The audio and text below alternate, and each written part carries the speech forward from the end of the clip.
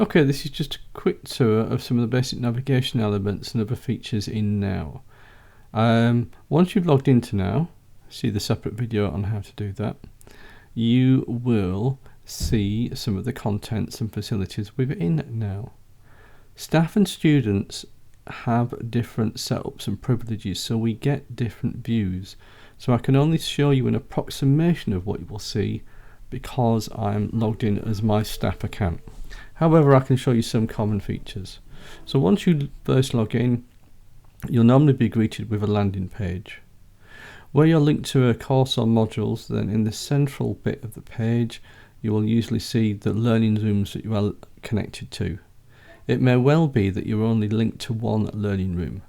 I'm linked to many different ones in my role as a member of staff. The university and different parts of the university, the different teams, will often post up items in the news feature, which you'll often see on the left hand side. And sometimes items will be posted up in the calendar if the university is putting particular events and stuff up. And you'll often see a link to the library, so you can search the library resources directly from your initial landing page. We can always cover that in a separate thing should you wish to do so. Now, what you will see is this navigation bar, which will confirm the date and time. It will confirm who you are. Usefully, if you want to log out, if you drop that down, there'll be a logout option. Okay, you won't see some of these other options. You'll have a chance to change your profile photo, put some details up about yourself. You can always go and explore that. The logout option, which I'm not going to click now, will log you out of the system. Okay. These little things just let you know that you've got some new messages or emails that have come in, and you can go directly into your email or your timetable and look at that. If I click on the email link, this will allow you to look at your email from within Now. You may find that when you first click on it, you are prompted again for your username and password. This is not uncommon. Okay. The email system, it's a fairly standard thing that there are emails in an inbox, and there's a preview of the email contents which you can see in the right hand side. There will be some folders that have already been created for you, and you can create more folders should you wish to do so. Okay, we can cover email in detail in a separate video if students wish it. Let me just get rid of this reminder.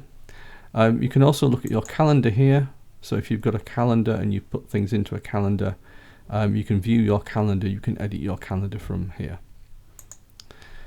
Right, I'm just going to close down the email system because I just wanted to highlight that you could link to it. I'll just highlight the timetable system as well. Where you have sessions that are formally timetabled in rooms within the university, they will show up on your timetable. So if I click on timetable, it takes me through to the current week by default. The actual date will be highlighted. Okay, and then you can view other weeks by dropping down this little list, and you can see different things. Okay, so you can jump into particular weeks and you can see all the date ranges that are there. If you simply want to look at the next week's timetable or something like that, just click on previous week, next week, and it will jump you around to different timetables. The timetable usefully will confirm the date, the time of the session, the duration of the session, and the rooms in which the session are taking place. The lectures are detailed there, along with some other information. It may be as a student you don't see all of this information. I can't be sure because I don't have your view. But crucially, the crucial bits of information will show up on your timetable. Okay, and often there'll be a thing that tells you the module code and the module name, etc. Because some students have lots of different modules running. So this is a useful thing to be aware of, which is your timetable for where we have formally timetabled sessions. Okay, I'm just going to jump back to my home page, and what I'm going to do now is I'm going to take you into your course page. Okay, now in this page here I'll give you a quick guide around some of the key features that you can expect to see. So here we've got the landing page for guidance, interactions and allied theoretical perspectives. Here is some welcome text, and you can find the email links for Anne, Joe and myself up here. And beneath that there are the news items. Okay, As news items are posted, the newest news item appears at the top, older ones below, and they will be dated and timed. So news items will always have the newest ones at the top. In terms of a calendar, there's a calendar of events, and this is things that are taking place on the course, and you can see that the calendar has already been populated with lots of things. There's links into the employability room, which you can always go and look at, where there's lots of things around employability and other useful resources. The resource list, okay, this is a list of resources which have been selected by staff as being especially useful.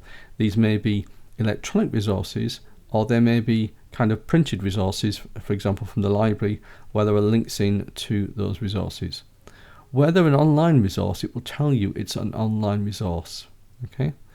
And staff will often flag up particular resources that they want you to pay particular attention to as you go through your course. There are far more resources than this available, but these are ones that have been particularly selected as being of relevance to you as a student on this course. Okay. Right. Just in this top area here, they've got an area called the content browser, which is just one way of looking at the different content on the module. And if I click on this, it will give me kind of the lists of the subfolders and activities and things that are going on. If I hit home, it'll set me back to here about this module. It just takes me into the different bits and pieces on it. Okay. Another way of viewing the content is to click on the content, okay, on the navigation bar, and this will show me lots of the different resources and content that are built into the module. And if I click on help and support, for example, I can see there's a couple of items here about this module. There are 4 items or links, again give me some kind of idea of this. I could pull down a list of everything if I click on that, and I can scroll up and down. Okay, different people like to work in different ways, but this just gives you different ways of looking at things. If in particular I click on activities, very usefully I get a list of the activities which are linked into particular weeks, and then with each of these activities I can see how many topics or items there are. Okay, these topics may be things you actually have to do, but there may also be items that are embedded in, so you need to go and have a look at those, and you should find them all very useful. So as I click between the different ones, the page refreshes and you can see different lists of activities.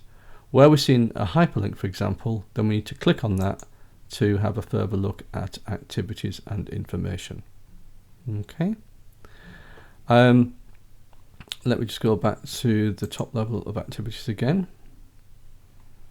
And if I select the induction activity as one to focus on as an example, here we can see there's a date and some information. There's some supporting text that goes with it, which will tell you some information that you should find useful. And then a list of resources.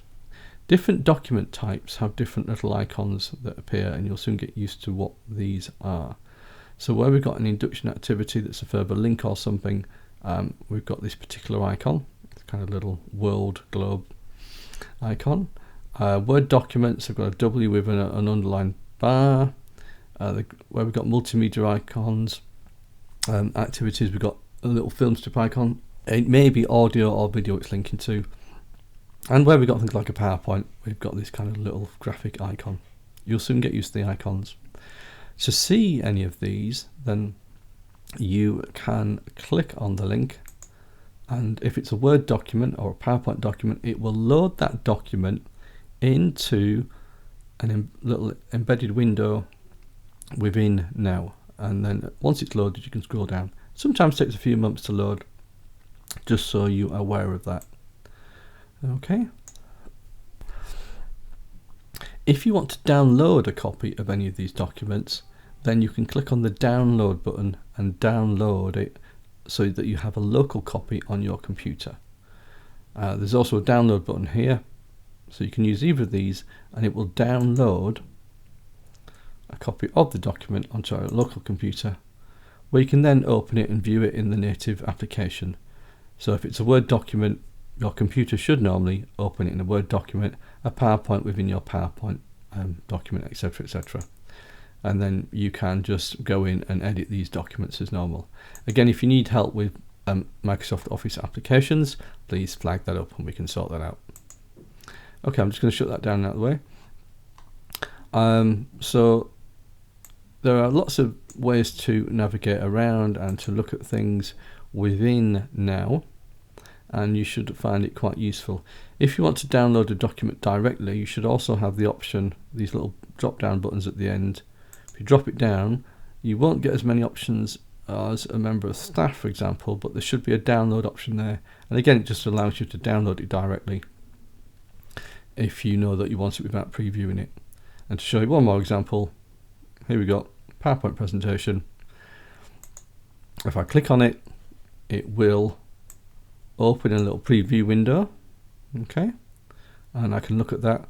But if I want to view that actually within PowerPoint, a copy on my local machine, I can click on either of these download options and download it to my local machine, where I can then open it up within the relevant native application, I could now edit this. If at any time I get a little confused about where I am because I've navigated down through lots of elements, there should always be an option just to click on this link at the top, which will take you back to the landing page for the course. It will then take you back to what should hopefully become a very familiar set of page elements and resources, and you can then continue to navigate around as something you're familiar with. In some separate videos, I will introduce the Dropbox to you and introduce discussion boards to you. So there you go. Hopefully that's a useful introduction to Now.